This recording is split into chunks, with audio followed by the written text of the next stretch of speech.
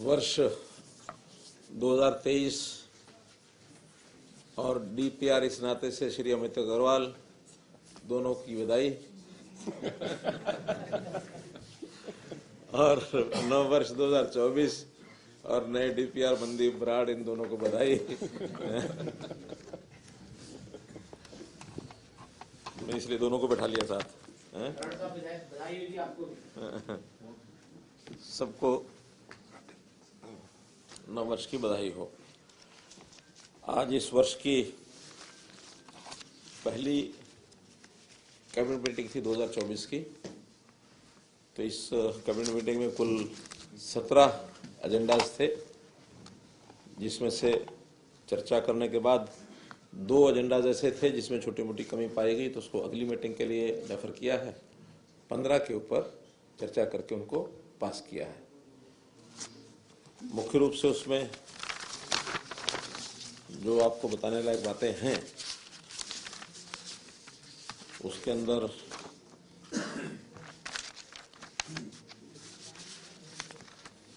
Forest department का एक agenda था, जिसके अंदर चीफ वाइल्ड लाइफ वार्डन एक पोस्ट रहती है।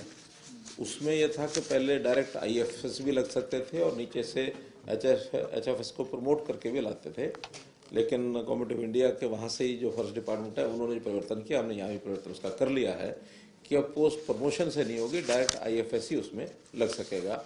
तो ये एक विषय जो कुछ नेचर लवर्स हैं, फॉरेस्ट के लोग हैं, उनके लिए मतलब ये हो सकती है। एक विषय वैसे तो उसका निर्णय पहले कर लिया था, आपको बता भी दिया होगा कि फिर भी आज कैबिनेट में फॉर्मली उसको क्लियर किया गया है कि ग्रामीण परिवारों के जो बिजली के जो पानी के बिल थे, वर्षों से पेंडिंग थे, डिफॉल्ट अमाउंट काफ़ी बड़ी हो गई थी और 2013-14 में कभी टैंकियाँ बांटी गई थी। उन टैंकियों के हिसाब से उसी समय लागू किया था कि 20 रुपये महीना उनका पानी का बिल रहेगा। टैंकी लगने के बाद लोगों ने टैंकियाँ ले ली, पानी के बिल मुझे नहीं लगता कभी इशू भी हुए होंगे। अब डिपार्टमेंट को जब लगा कि ये विषय तुम्हारा पेंडिंग पड़ा है, उस समय उनके सबके बिल भेजे गए और जब ज़्यादा बिल लगे तो सब लोगों ने कहा कि इतने इतने साल के बिल एक साथ भेजे गए हैं। हमें भी लगा कि ये ठीक नहीं है, तो कम से कम जितना बिल कोई भी सामान्य व्यक्ति पे कर सकता है उतना ही उसको देना चाहिए। तो 2,000, 5,000, 10,000 बिल भी हो गए थे। हमने निर्णय लिया कि उन सब का अनुसूचित जाति के नाते से बिल का दर है 20 रुपये महीना, और जो अनुसूचित जाति गैर अनुसूचित जाति के बाकी अन्य लोग हैं उनकी जो बिल की रेट है उनका 40 रुपये महीना। तो सिर्फ 1 साल का जो है पेंडिंग पिछले प्रीवियस ईयर का वो लेंगे और बाकी सारे का सारा हमने माफ़ कर दिया है, इंक्लूडिंग इंटरेस्ट एंड पेनल्टीज सब माफ़ कर दिया। अब मैक्सिमम बिल अनुजाति परिवार का 240 रुपये और अदर देन अनुसूचित जाति वो 480 रुपये ये लेना है। वो भी अगर एक साथ कोई दे देगा तो ठीक है, एक साथ नहीं देंगे तो अगले 1 साल में उसकी किस्तों में, यानी हर महीने 2 महीने का बिल आएगा 1 साल तक, ताकि उस 1 साल के बाद फिर वो समाप्त हो जाएगा। इसके कारण से कुल 335 करोड़ रुपए तो ओरिजिनल राशि और 40 करोड़ रुपए के लगभग पेनल्टी और इंटरेस्ट ये माफ़ किए गए हैं, अर्थात 375 करोड़ रुपया ये माफ़ किया है ऐसे सब गरीब परिवारों के लिए।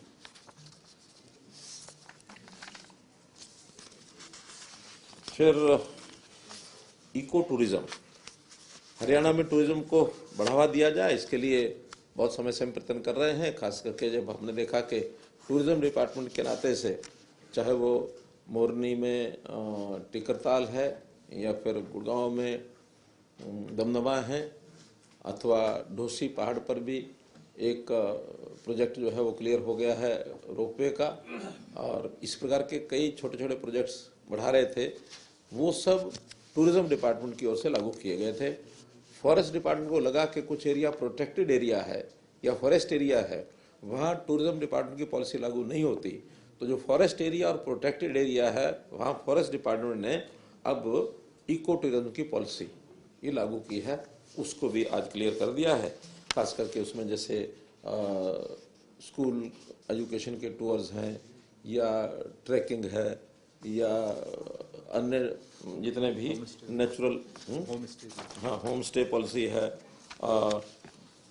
नेचर कैंप्स हैं, इको फ्रेंडली अकोमोडेशन है, वाइल्ड लाइफ व्यूइंग है, एडवेंचर स्पोर्ट्स हैं, हर्बल इको टूरिज्म है, मेडिकल हेल्थ एक्टिविटीज़ हैं, रिलीजियस कल्चरल इको टूरिज्म है, visitors interpretation centres, conservation education, ऐसी जो फैसिलिटीज़ हैं ये सब उसमें फॉरेस्ट की ओर से भी लागू होंगी ताकि हरियाणा के अंदर इसको ठीक से लागू किया जा सके। ग्रामीण चौकीदार, इनके लिए वैसे तो कुछ घोषणाएं कर दी थी, हमने लागू कर दी थी, और उसमें मुख्य रूप से उनकी जो मंथली ऑनरेरियम 7,000 रुपये से 11,000 रुपया ये महीने का कर दिया हमने, पहले से लागू हो गया है। यूनिफॉर्म अलाउंस 2,500 रुपये की बजाय 4,000 रुपये पर एनम किया है। Cycle allowance in 5 years, one time in 5 years, ये 3,500 रुपया उनको ई-रुपी का कूपन मिलेगा ताकि वो साइकिल ही खरीद सकें और कुछ ना ले सकें। और डेथ रजिस्ट्रेशन में उनको पहले 300 रुपया प्रति डेथ, गांव में कोई डेथ होती है तो उसका रजिस्ट्रेशन करना होता है, 300 रुपया मिलता था, उसको उन्हें 400 रुपया प्रति केस ये किया है। और एक चीज़, सेवानिवृत्ति के बाद 65 साल की आयु में उनको सेवानिवृत्ति होती है तो एक मुश्त 2 लाख रुपए की वित्तीय सहायता, मुख्य रूप से ये बिना कैबिनेट के एजेंडे के नहीं आ सकता था, तो ये आज क्लियर कर दिया हमने कि अब रिटायरमेंट के समय 2 लाख रुपया एक मुश्त वित्तीय सहायता ये ग्रामीण चौकीदारों को मिलेगी।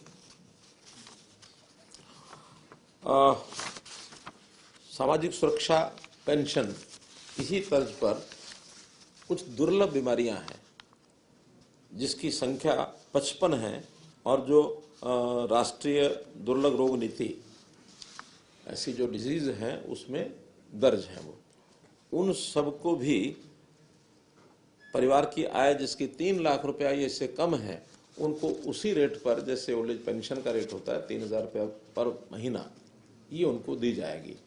एक विशेष अंतर इसमें यह है कि सामान्यतः जो बाकी वर्गों को 3,000 रुपये महीने की जो पेंशन मिलती है उसमें अन्य कोई पेंशन अगर ले रहा है यानी 3,000 से ज़्यादा तो उसको 3,000 रुपये नहीं मिलती, और 3,000 से कम किसी को मिलती है तो difference between 3,000 and the pension he is getting, वो डिफरेंस उसको दिया जाता है।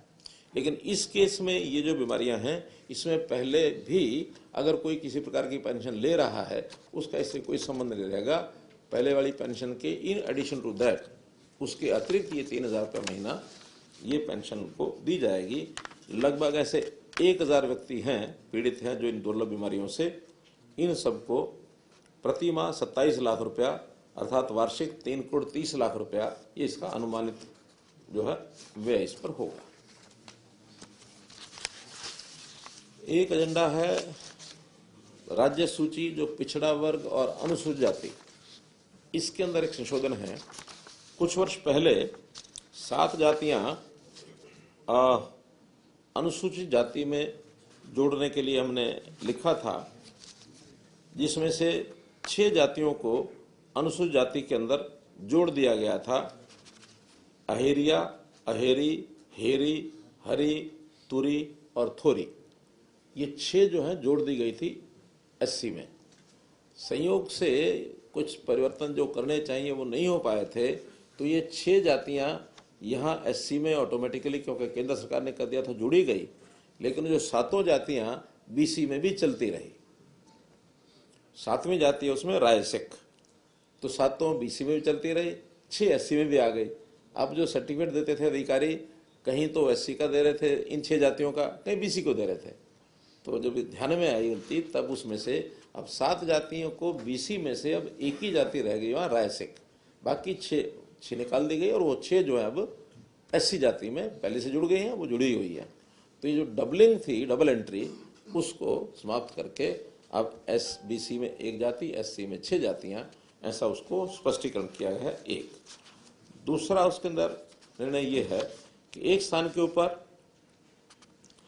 कुछ जो जंगम जाति है उसमें भी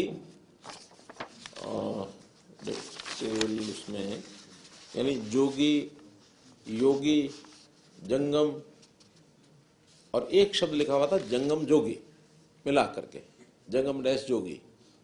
अब जोगी चूंकि अलग से भी इसमें आया हुआ है और एक जगह जंगम जो भी दोनों लिखा हुआ है, तो जंगम समाज ने कहा कि हमारा केवल जंगम है, जोगी नहीं है। तो उसमें इतना ही परिवर्तन किया है कि वहाँ जंगम जोगी जहाँ इकट्ठा लिखा था वहाँ जोगी हटा के केवल जंगम कर दिया और जोगी अलग से वहाँ पहले से लिखा हुआ ही है। तो एक टेक्निकल सी एरर है, इसको ठीक किया गया है। कुल मिलाकर के मित्रों, जैसे मैंने बताया कि एजेंडा भले 15 थे लेकिन मुख्य रूप से यही थे, बाकी तो छोटे छोटे विषय थे, उसमें कोई बहुत ज़्यादा बताने की आवश्यकता नहीं है। इस संबंध में कोई बात आपको लगता हो कोई स्पष्ट करने की कर लें।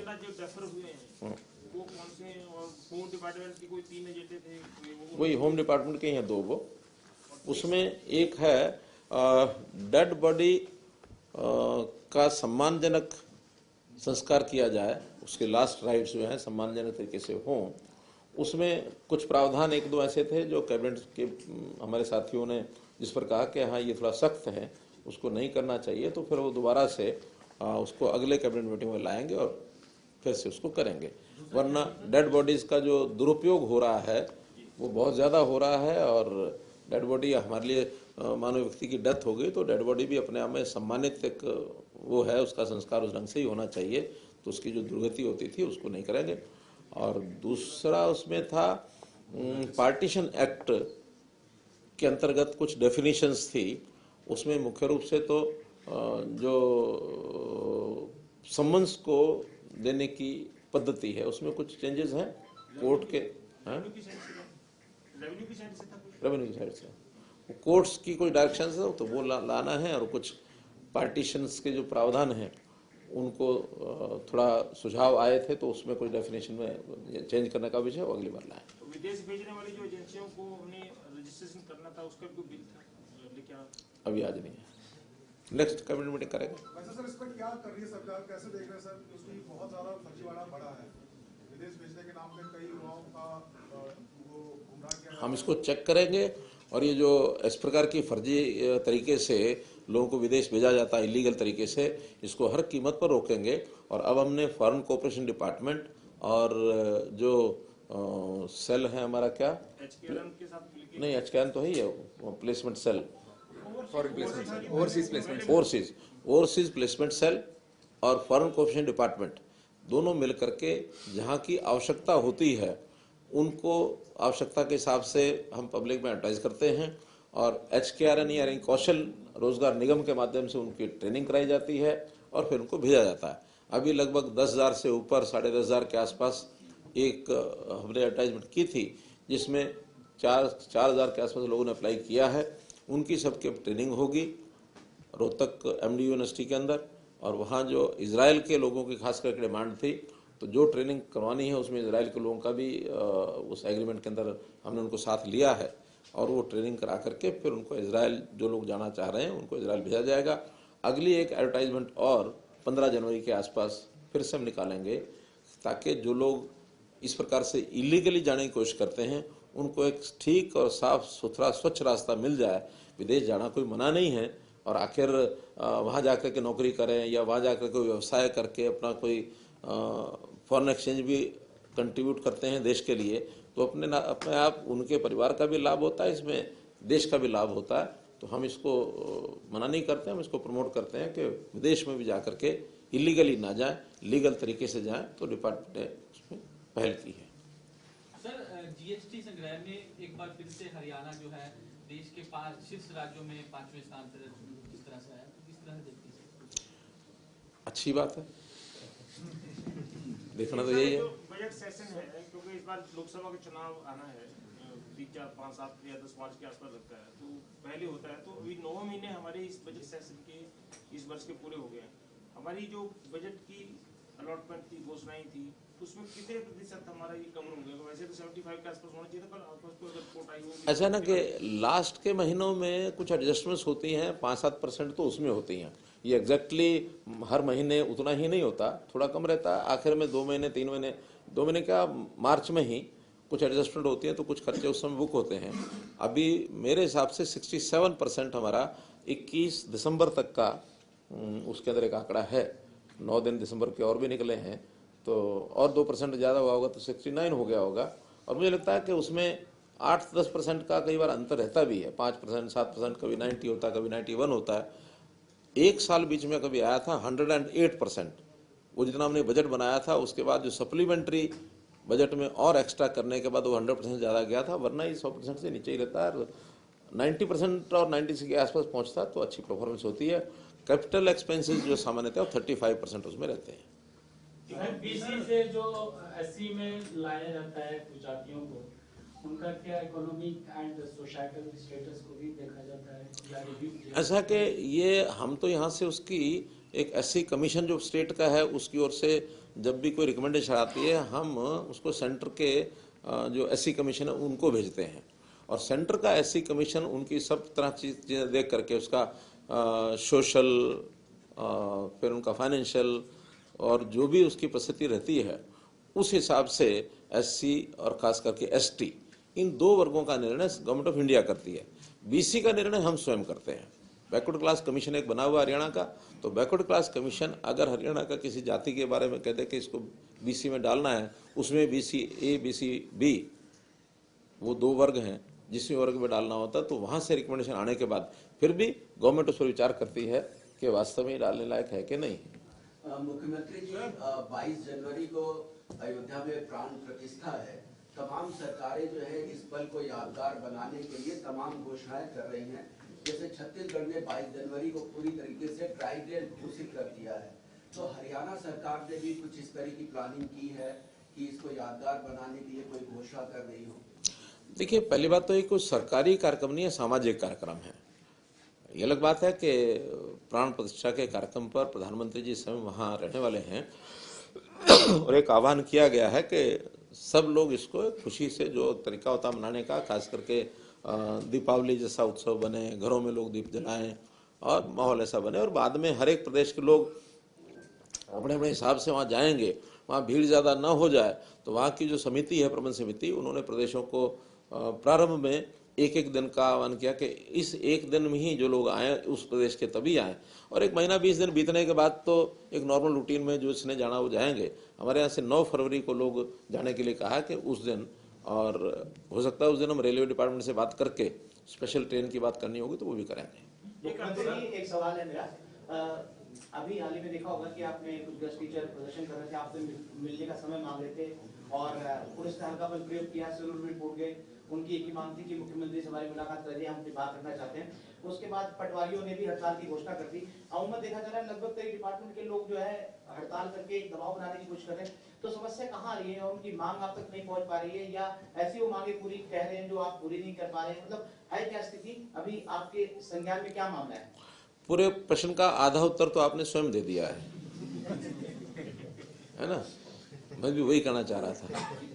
तो ये एक पूरा उत्तर बताया सर, वही ये एक जो आपने कहा ना दबाव बनाना, तो ये एक अवसर होता है, लोग कोशिश करते हैं दबाव बनाने की, लेकिन हम लोग बड़े सरल तरीके से सबको बता देते हैं कि जो संभव है करना वो जरूर करेंगे, जो संभव नहीं है वो करना ठीक नहीं है।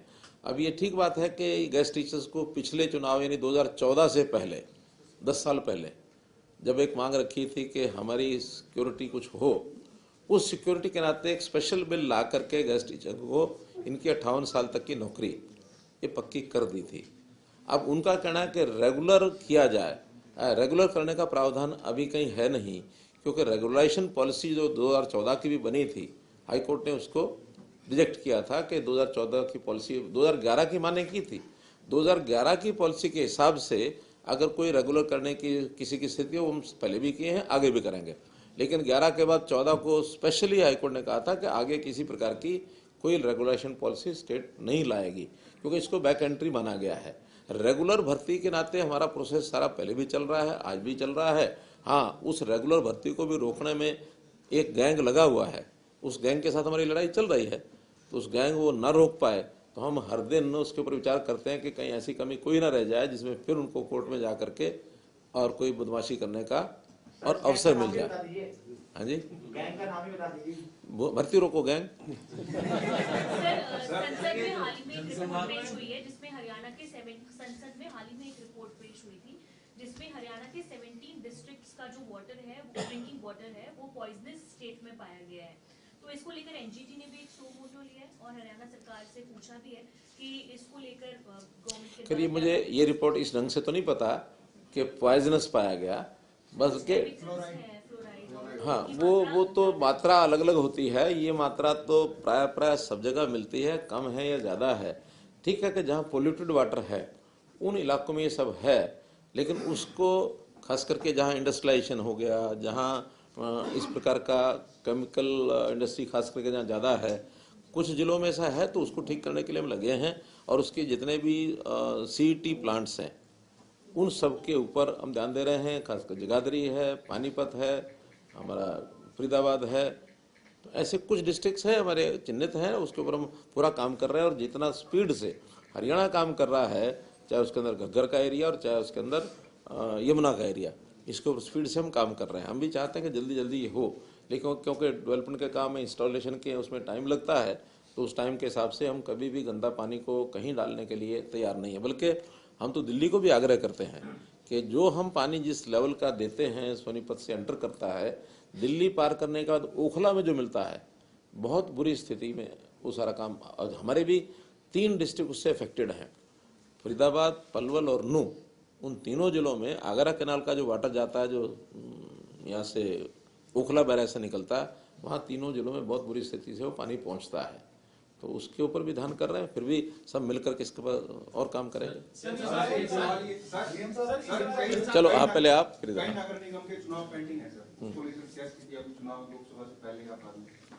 देखिए, अभी कल भी चुनाव आयोग के लोगों से मैंने बातचीत की थी कि भी कौन कौन सी कमी कहाँ रह गई है। कुछ 2-3 स्थान ऐसे बचे हैं, उसमें नगर निगम भी हैं, नगर परिषद भी हैं, नगर पालिकाएं भी हैं, जिनकी वार्डबंदी का काम है। ज़्यादातर वार्डबंदी काम पूरे हो गए हैं। हाँ, उसमें रिजर्वेशन का काम, वार्डबंदी के बाद रिजर्वेशन का काम होता है। महिलाओं के लिए रिजर्व होती हैं, SC के लिए, BC के लिए, तो रिजर्वेशन का काम भी काफ़ी हो चुका है। और मैं समझता हूँ जैसे ही वो कंप्लीट हो जाएंगे और 1-2 रह भी जाएंगे तो उनको छोड़ देंगे, बाकी सब कराएंगे बहुत जल्दी। उसका कोई टाइम टेबल अगर जैसे ही कंप्लीट हो जाता नीचे काम, हमने उसको डाल दिया है, क्योंकि अभी 4 तारीख को ही 5 नगर निगम तो 4 जनवरी को ही उनकी टाइम पूरी हो रही है, तो बहुत जल्दी कल ही हो रहा है उसका, बहुत जल्दी कराने की कोशिश करेंगे।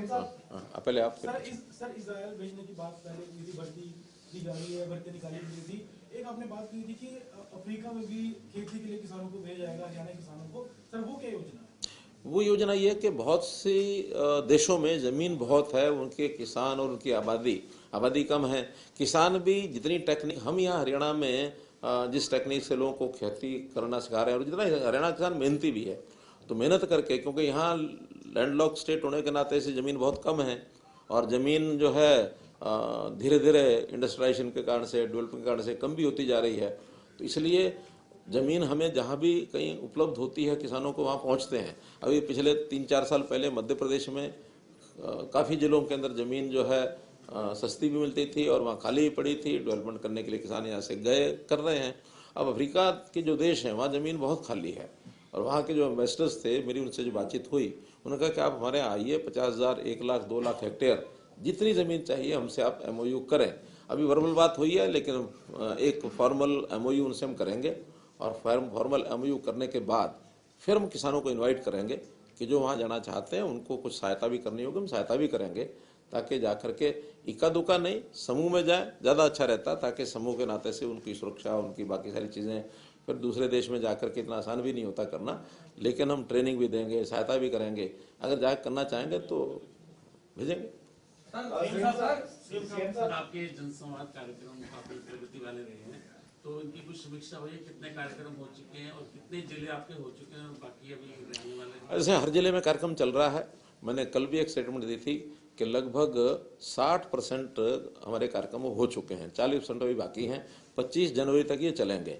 अभी ग्रामीण क्षेत्र के अंदर सब कार्यक्रम पूरे कर रहे हैं, और जैसे ही ग्रामीण कंप्लीट हो जाएंगे, फिर वहाँ के जो रथ हैं उनको शहरी क्षेत्रों में भेज करके शहर के भी पूरे कराएंगे, और बहुत आसानी से हम 25 जनवरी के सारे कार्यक्रम कर लेंगे। बहुत अच्छा एक रिस्पॉन्स है। ऑन एवरेज 500 से लेके 800 तक अलग अलग जिलों में लोग आ रहे हैं, और जहाँ 800 का मतलब है कहीं वहाँ 1200-1500 भी होते तो कहीं 200-300 रह जाते हैं। एवरेज का जो है वो 800-900 तक भी पहुँच गया। अच्छे कार्यक्रम, बल्कि हरियाणा जो है इसमें सारे देश में, क्योंकि डाटा सारे देश का मिलता है, Haryana at the top of the all the states. विकसित भारत की बात कर रहे हैं। विकसित भारत, हाँ। उसमें संकल्प यात्रा के साथ एक तो वहाँ की उपलब्धियां बताते हैं और अपने जनसंवाद कार्यक्रम करके लोगों की समस्याएं सुनने। तो टोटल 60% जो आप कह रहे हैं हो गया है। कितने इसमें कार्यक्रम में लोगों की शिकायतें या लोगों की जो डिमांड्स जो आई हैं, जो हमारे पोर्टल में भी सब जगह आती हैं, कहीं 100, कहीं 200, कहीं 50, कोई ऐसी जगह। इसमें अटेंड कर चुके हैं लोग जो अगर कुछ मैंने बताया ना कि ऑन एवरेज अब 700-800 भी लगाएंगे कितने। अभी तो सर हो गए करीब 800 के हिसाब से जोड़ा था, करीब 25 लाख से ऊपर लोगों ने प्लस अटेंड कर लिया, 25 लाख प्लस। ये तो पूरे देश में चल रहा है। आपके जो व्यक्तिगत जनसंवाद कार्यक्रम वो नहीं, अब व्यक्तिगत जनसंवाद और ये हमारा विकसित भारत संकल्प यात्रा, इसको मिला दिया है। अब पहले मैं अलग कर रहा था उसको, लेकिन वो भी एक गांव का ही कार्यक्रम होता था। अब उसमें शायद स्पीड में और समय लग सकता था हमें, लेकिन अब चूंकि एक सरकारी कार्यक्रम के नाते केंद्र की ओर से आ रहा है, सब जिलों में रथ भी आ गए, सब हो गया। उसमें हमारे MLAs हैं, हमारे सांसद हैं, मंत्री हैं, जहाँ ये नहीं जा सकते हैं तो और जो स्थानीय नेता जितने हैं वो सब जाते हैं। इसलिए सारे के सारे उसमें कवर हो जाएंगे। 25 जनवरी तक ये काम जनसंवाद और ये जो संकल्प यात्रा ये सारा कंप्लीट हो जाएगा। उसमें जो भी शिकायतें या डिमांड्स जो आती हैं उसको हम पोर्टल पर डालते हैं। कल डेट तक कोई 56,000 ऐसी डिमांड्स और वो जो हमारी शिकायतें हैं वो डल चुकी हैं और उसके अंदर रेगुलर काम चल रहा है उसमें। सर वैसे आपने बताया भी पहले, ये कोई संभावना अभी लोकसभा के साथ विधानसभा चुनाव करवाने की बन रही है? मैंने बताया हम तैयार हैं, बाकी हमारे हाथ में नहीं है। जब तक हम कैबिनेट से विधानसभा को डिसॉल्व करने का फैसला नहीं करेंगे तो चुनाव आयोग करा नहीं सकता। नहीं, 6 महीने पहले करा सकता है। हम नहीं भी करें तो 6 महीने पहले चुनाव आयोग चाहे तो यूनिलेटरल डायरेक्शन देके करा सकता है कि नहीं अब 6 महीने बाकी बचे हैं और वो करा सकते हैं। सामान्यतः तो नहीं करता। नहीं, अब तो उनके अधिकार है, उनका 14 में भी 9-5 महीने अधिकार उनका है, वो कराना चाहे करा सकते हैं। कोई अभी तक नहीं। केजरीवाल जो तीसरा सम्मन भी नहीं गए, स्किप कर दिया, आज फिर तीसरी बार ईडी ने बुलाया था, उस पर क्या कहेंगे? मैं तो ये कहूंगा कि आपको केजरीवाल से पूछना चाहिए। भारत जोड़ो यात्रा के बाद अब भारत न्याय यात्रा की शुरुआत वो कर रहे हैं, हालांकि इसमें हरियाणा शामिल नहीं है। हरियाणा इस बार, पहले हरियाणा में भारत जोड़ो यात्रा चली थी, इस बार भारत न्याय यात्रा हरियाणा में शामिल नहीं है, क्या कहेंगे? हरियाणा में एक दूसरे का जो अन्याय कर रहे हैं वो वही है। किससे न्याय मांग रहे हैं, किसके लिए मांग रहे हैं? वो एक एस के क्या है वो SR के हुडा से अन्याय कर रहा है, हुडा किसी और से न्याय कर रहा है। तो वो अन्याय की गाथा है उनकी, तो अन्याय को खत्म करना है तो जहाँ उनको लगता है वो हिसाब से कराएंगे। नहीं, मैं नहीं जा रहा। मुख्यमंत्रियों को ये कहा गया है कि बाद में जो निश्चित दिन है, खास करके 9 फरवरी, मुख्यमंत्री सब अपने प्रदेश के लोगों के साथ वहाँ जाएं, ऐसी अपेक्षा है। जाना नहीं जाना उस समय की देखेंगे, लेकिन वहाँ एक निश्चित सूची में अभी मुख्यमंत्रियों को छोड़ा है। बाकी प्रदेश के और देशों के, यानी बाकी प्रदेशों के और जो लोग हैं, सांस्कृतिक लोग हैं, धार्मिक लोग हैं, उस प्रकार के लोग हैं, तो प्रधानमंत्री वहाँ रहेंगे, मुख्यमंत्री अलग से अपने अपने कार्यक्रम।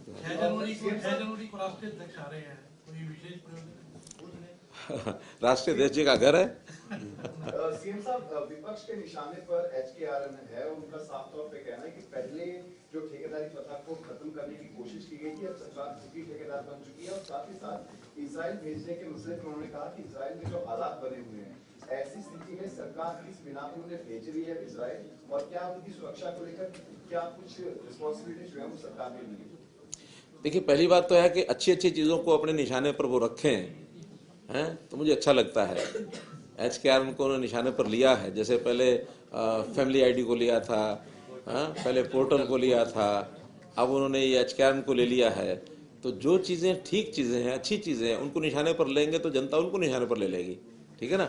HKRN इन सब समस्याओं की निजात दिलाने के लिए एक हमने निगम बनाया है, और वो आज भी उसकी जो उपयोगिता है वो उनको समझ में नहीं आ रही है। आज जो लोग जो उस नौकरी को कर रहे हैं, जो आउटसोर्सिंग पर जो उनके साथ अन्याय होता था, जो उनके साथ एक प्रकार से शोषण होता था, उस सब से बच गए हैं।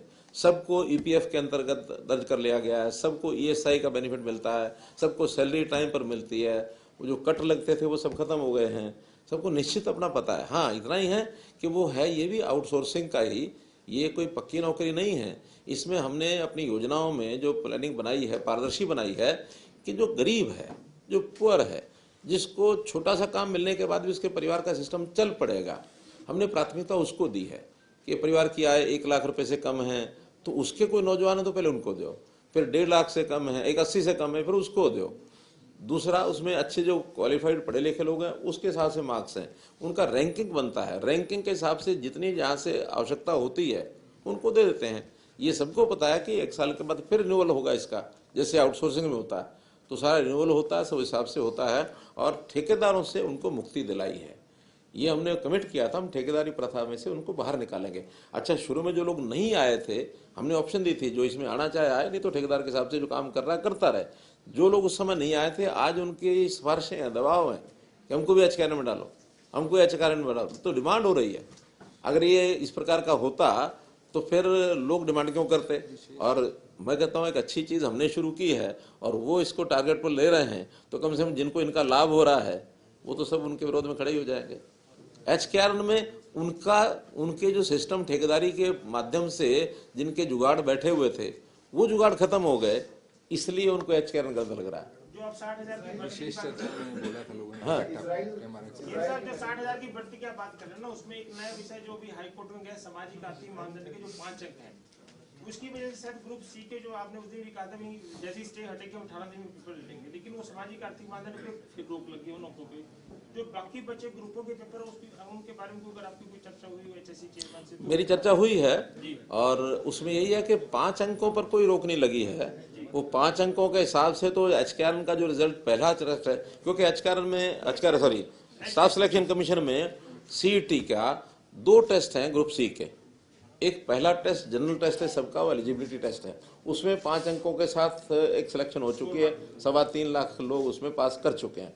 जो सेकंड टेस्ट है उसमें 2.5 अंक उनको मिलने थे, तो सेकंड टेस्ट में उन्होंने कहा कि इस 2.5 अंक का फैसला बाद में देंगे, अभी 2.5 अंकों के छोड़ के बाकी रिजल्ट बनाकर और आप लोग अपना रिजल्ट घोषित कर सकते हैं, पेपर ले सकते हैं और बाद में रिजल्ट भी घोषित कर सकते हैं। तो 2.5 अंक जो सबसे नीचे वाले होंगे उतनों का रिजल्ट रोकना होगा, क्योंकि अगर 2.5 अंक का बेनिफिट मिलता है कि नहीं मिलता है वो कोर्ट ज़्यादा डिसीजन करेगा। अगर नीचे वालों को 2.5 अंक का बेनिफिट मिल जाएगा तो 2.5 अंक ऊपर चले जाएंगे, और नहीं मिलता है तो जो ओरिजिनल 2.5 अंक या सारी लिस्ट है उस हिसाब से उनकी सेक्शन मानी जाएगी। तो इसलिए उतना ही हम छोड़ करके बाकी सबका घोषित करें। कब तक पेपर सारे कंप्लीट हो जाएंगे? अभी शुरू हो गए हैं, 56-57 तो रोका ही हुआ है, बाद में 31, 30 और 31 को कई ग्रुप्स के हो गए हैं। ये कुल मिला के हाँ, अब फिर हर सप्ताह 2-3 टेस्ट चलेंगे। पीछे आपने 2023 में घोषणा की थी कि जल्दी मेडिकल की सुविधाएं मिलेंगी सभी को, और अब तो आपने अपनी एक विशेष जिम्मेदारी अमित अग्रवाल जी को दे दी है कि वो आपके सारे प्रोजेक्ट को जल्दी हैंडल करें। एक प्रोजेक्ट हमारा पेंडिंग रह गया, 3 लाख तक की जिनकी इनकम है वो सारे उसमें शामिल हो गए, 3 से ऊपर बाद में सोचेंगे। धन्यवाद।